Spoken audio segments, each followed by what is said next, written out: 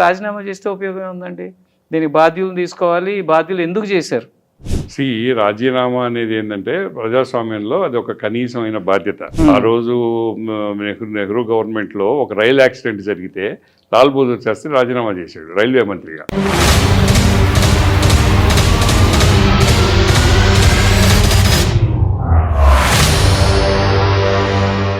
నమస్తే డోలేంద్ర ప్రసాద్ గారు, welcome back. Physical papers దిద్దే దాని దగ్గర నుంచి తీసుకుని ఆన్లైన్ చేసిన వల్ల అంటే ఇప్పుడు రాజకీయ నాయకులకు కానీ వ్యవస్థలో ఉన్న బ్యూరోక్రాట్స్కి కానీ కనీస పరిజ్ఞానం ఉండదా? దీనివల్ల జరిగే లాభం ఏంటి? అంటే టీచర్స్ మీద లోడ్ తగ్గుతుందా? ఎఫిషియన్సీ పెరుగుతుందా?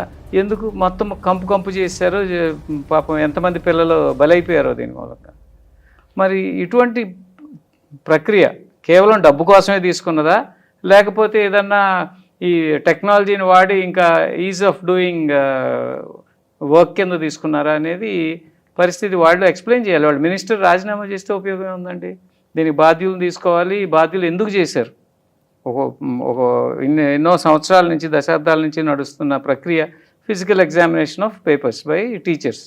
దాన్ని మార్చేసి దాన్ని ఏదో స్కాన్ చేసి కంప్యూటర్లో దిద్దాలి, దానికి కూడా మీరు అన్నట్టు ప్రూఫ్ ఆఫ్ కాన్సెప్ట్ ఏదో ట్రైనింగో ఏమీ లేకోకుండా డైరెక్ట్గా టీచర్లకు అప్పచెప్తే ఏం జరుగుతుంది?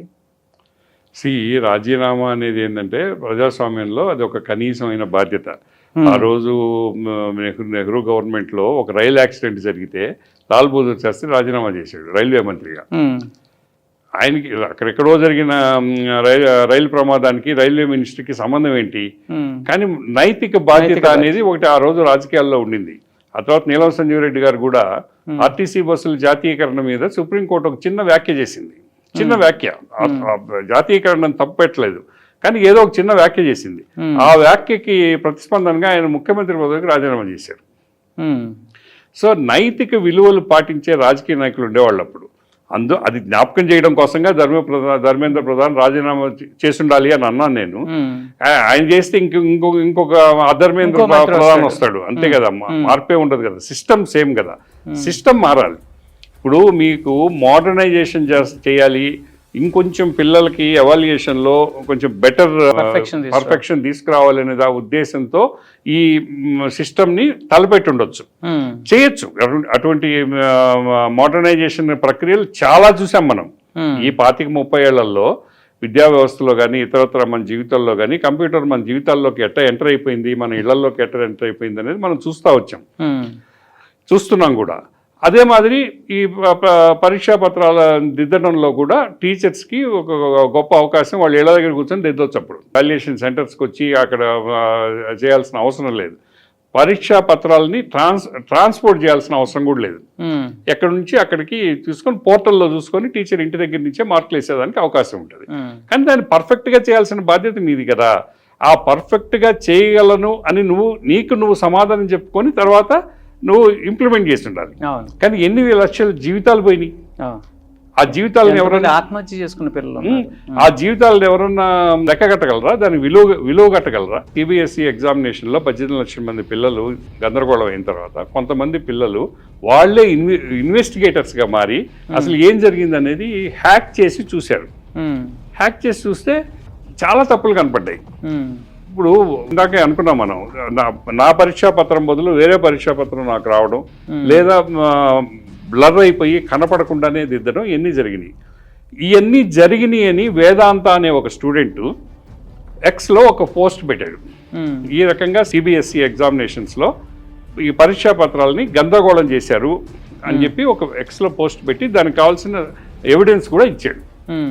ఇమ్మీడియట్గా దూరదర్శన్లో ఈ వేదాంత్ అనేవాడు పాకిస్తాన్ ఏజెంటు పాకిస్తాన్లో కూర్చొని మాట్లాడుతున్నాడు అని చెప్పి దూరదర్శన్ ఒకప్పుడు. అంటే ఆ అకౌంట్ జెన్యూనా లేక ఆ అకౌంట్ మీద మాట్లాడారా దూరదర్శన్లో? ఆ పిల్లవాడి మీదే మాట్లాడాడు. అది అకౌంటో లేకపోతే జెన్యూనో ఫాల్సో ఫేకో అవన్నీ ఏం మాట్లాడలే. ఈ వేదాంత అనే పిల్లవాడు పాకిస్తాన్లో కూర్చొని మాట్లాడే పాకిస్తాన్ ఏజెంట్ అని దూరదర్శన్లో వార్త వచ్చింది. వేదాంత పాకిస్తాన్ అంటే ఎంత విషపూరితమైపోతున్నాయి ఆలోచనలు.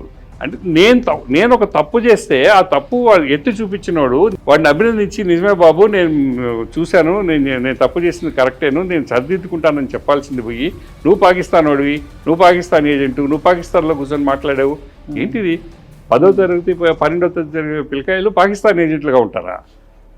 అంత దిగజారిపోయిందా నీకు ఈ భారతదేశంలో ప్రజల మీద నమ్మకము, ప్రజల మీద గౌరవం అంత తగ్గిపోయిందా? వీటన్నిటి వల్ల జరిగేది ఏంటంటే అల్టిమేట్గా ఎడ్యుకేషన్ మీద నమ్మకం పోవడం. ఎడ్యుకేషన్ మీద నమ్మకం పోయినప్పుడు ప్రతిభ ఆధారంగా మార్కులు ఇవ్వరు.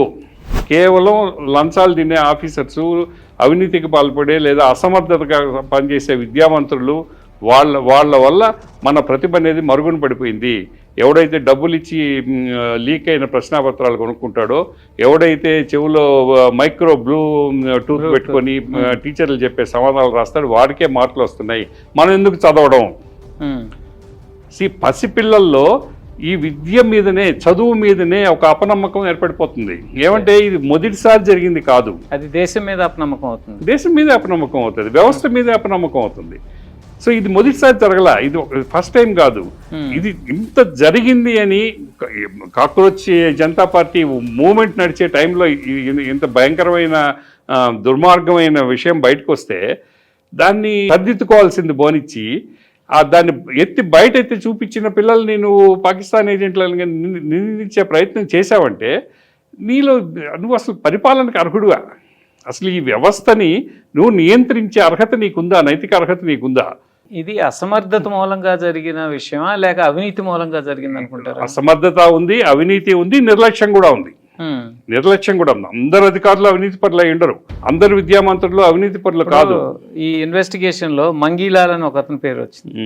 వాళ్ళ కుటుంబంలో 5గురికి సీట్లు వచ్చినాయి నీట్లో. అదే పిల్లలకి ఇంటర్మీడియట్ 12th క్లాస్లో 60% మార్క్స్. అంతే కదా, వాళ్ళు చెప్పాను కదా, బ్లూటూత్ పెట్టుకొని అయ్యవారు అక్కడి నుంచి జవాబులు చెప్తుంటే రాస్తారు.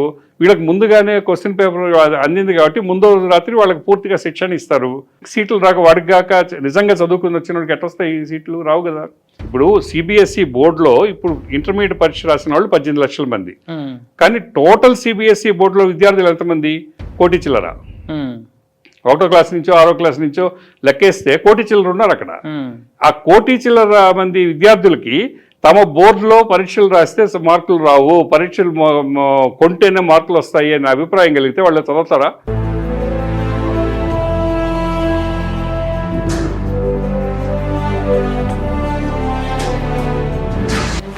వాస్తవ వేదిక పూర్తి ఎపిసోడ్ ప్రతి గురువారం మీ తెలుగు వన్ న్యూస్లో.